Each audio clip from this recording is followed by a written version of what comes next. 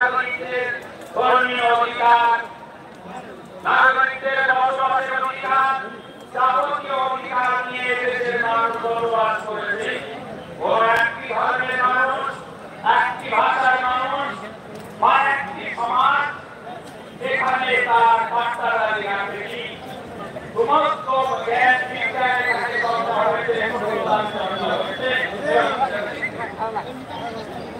এই ধারা ভারতবর্ষের ছিল আমাদের সংবিধান। সেই ধারাকে সুচিন্তিতভাবে বিব্রত করে একটা ইসলাম একটা মহল করে দিয়েছে। এই হচ্ছে ভারতবর্ষের ইতিহাস, এই হচ্ছে ভারতবর্ষ। সেই সংবিধানে ধর্মীয় স্বাধীনতা, ধর্মের উন্নয়নের স্বাধীনতা, ধর্মের সুরক্ষা, যাবতীয় ধারাগুলি প্রত্যেকটি আইনাঙ্গ বলেছে যে ওয়াকাফ দেবী 2025 সালে এসেছে সংবিধানের একাধিক ধারাকে লঙ্ঘন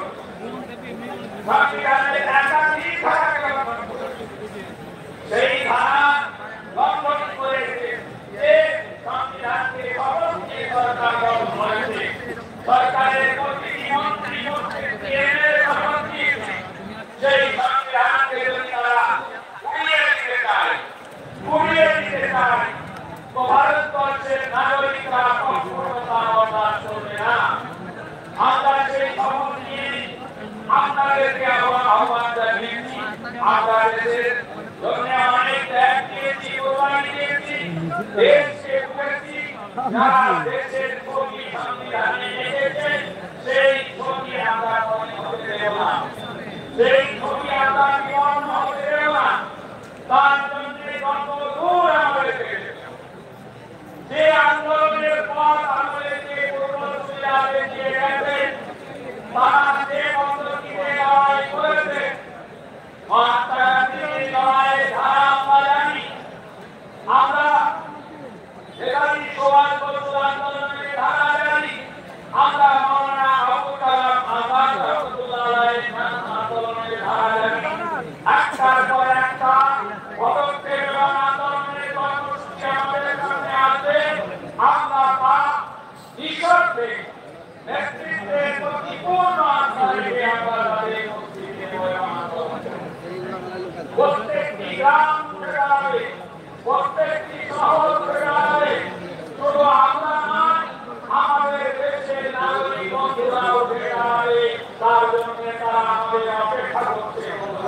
মনে করবেন না তারা নিয়ম আছে বলে আমাদের আমরা চাইছে আমরা আপনাদের জানুন আর দেখুন আমাদের শান্তিবানা, আমাদের সহযোগিতা শান্তিবানা, কিন্তু একটি অনুরোধ আমরা অন্যায়ের প্রতিবাদ এনেছি, সেই অন্যায়ের প্রতিবাদ করে যেন অন্যায় পথ বেছে নাই।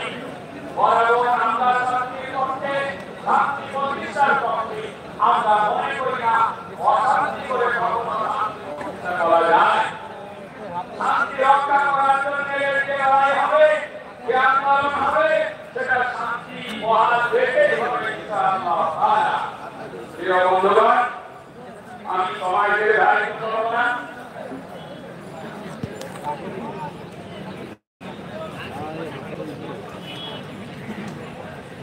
এই প্রোগ্রাম আলহামদুলিল্লাহ আমাদের সময়ের আগে সভাপতি সাহেব অনেকের মধ্যে তার উপস্থিতি দেবেন।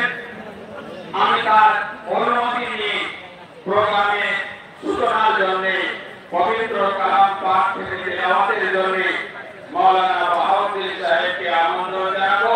তিনি তেলাওয়াত আর তেলাওয়াতের মাধ্যমে এই প্রোগ্রামের সূচনা আমরা করতে চলেছি। আল্লাহ পাক শান্তিপূর্ণভাবে শেষ দোয়া পর্যন্ত এই সমাবেশ সর্বাঙ্গীন সুন্দর করে তুলুন, তার কাছে সেই কামনা। Incoming call from Borough.